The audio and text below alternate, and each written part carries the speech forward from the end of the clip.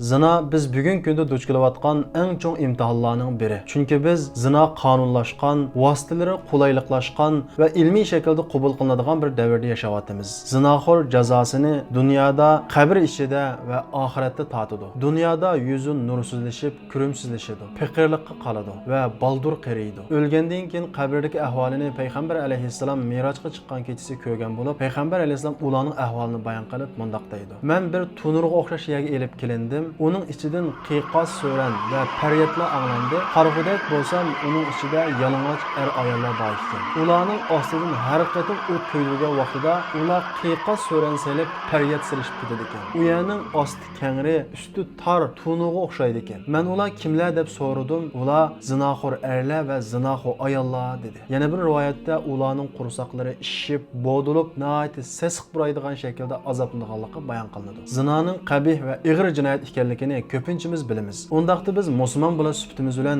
bu ig'ir gunohdan qanday saqlanamiz?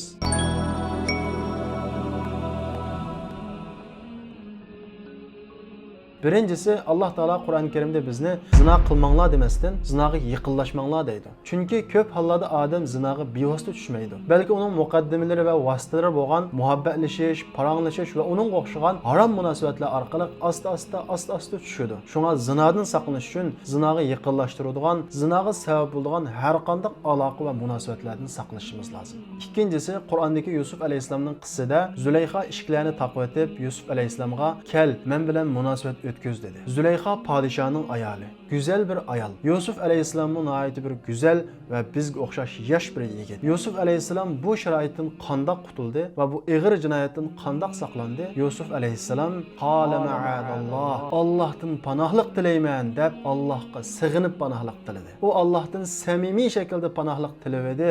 Odam o'zini tutish intayin qiyin bo'lgan bir sharoitda Alloh uni o'z himoyasiga oldi va Yusufni biz bu yomon ishdan biz saqlab qoldik dedi. Shunga Yusuf alayhisolamga o'xshash bir sinoqqa duch kelib qolsak yoki kechira telefon ko'rgan vaqtimizda shaytonning mushundaq bir ozdirishiga duch kelgan vaqtimizda samimiy shaklda Allohdan "Ey Alloh, meni bu gunohdan saqla" deb Allohdan panohlik tilaymiz. Uchinchisi Allohdan qo'rqish. Masalan, yo'llarda mangan vaqtimizda bir harom ko'rinishga duch kelib qolsak yoki bir ayol kishi bizni fitnaga tashlamoqchi bo'lganda yoki ayolni er kishi shirin gaplar bilan aldamoqchi bo'lganda butun xiyol va vasvasalarimizni bosqudak shaklda "Men Allohdan qo'rqaman" deydi. Allohning har vaqt bizni ko'rib turadiganligini har vaqt esimizdan chiqarmaydi. Qiyomat kuni hech bir yerda soya bo'lmagan kunda Allohning soyasi ostida soylaydigan 7 turli kishining biri chiroyli va mansablik bir ayol o'ziga chaqirgan vaqtida "Men Allohdan qo'rqaman" deb uni rad qila olgan kishi. İmam Tirmizi naql qilgan bir hadisda payg'ambar alayhisolamning davrida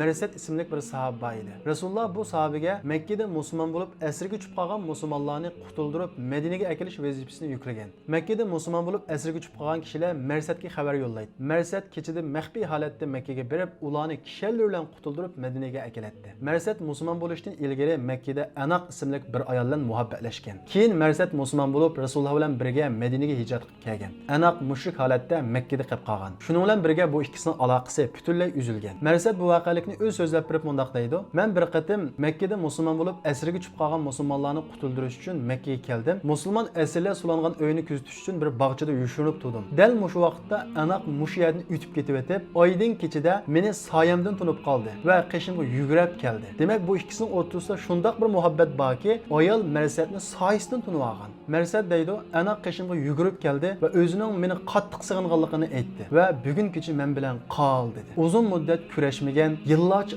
aşk yashagan bir juft tun kechida Allohdan boshqa hech kim ularni ko'maydigan bir holatda, agar Marsad bu voqelikni o'zi bizga so'zlab bermasa, bizmi bilmaydigan bir holatda Marsad uningga nima dedi bilamsiz? "Ey Anaq, Alloh zinoni harom qildi." Anaq yana quyatmay, "Bugun kecha men bilan birga qo'ng'in" dedi. Marsad yana dedi: "Ey Anaq, Allah zinani harom qildi. Anaq agar gapimga unamasang vaqirayman. Asirlarni qochirmoqchi deb to'layman" deb tahdid soldi. Marsad yana ching turdi. Anaq: "Ey Qurayshliklar, Marsad sizlarning asringlarni qochirmoqchi" deb vaqirdi. Marsad deydi: "Keynimdan 8 nafar mushuk qo'g'lab keldi. Men qechib bir g'orning ichiga yushinib oldim. Ular men yushingan g'orning ustiga kelib to'xtadi. Agar pastga shundaqlam qaragan bo'lsa, ular meni ko'rib qolatdi. Lekin Alloh ularning ko'zlarini ko'r qildi. Alloh meni saqladi." Demak, Marsad Alloh Allah haram qilgan ishdan o'zini saqladi, Allah uni saqladi. Agar bir taraf ippitini chin saqlasa, zina yuz berishining oldini olib qolmay, qarshi tarafning tövbe qilishiga sabab bo'ladi. Imom Ahmad naql qilgan bir hadisda Bani Isroilda Kipil ismli bir odam bor ekan. Bu odam har qanday gunohdan yenib qolmaydigan, xiyoliga qanday gunohkasi qiladigan bir fosiq odam ekan. Bir kuni bir ayol bu odamning eshigini chekibdi. Kipil berib eshikni ochibdi, qarg'udak bo'lsa bir ayol. Ayol debdi: "Mening yugudek hech narsam qolmadi. Qursqum och, menga ozroq pul bergan bo'lsang" deb pul so'rab kelibdi. Kipil bo'ladi, uy kirgin men senga deganingni beray debdi. Ayol uy kirgandan keyin Kipil eshikni taqib etib, "Agar men bilan zina qilsang,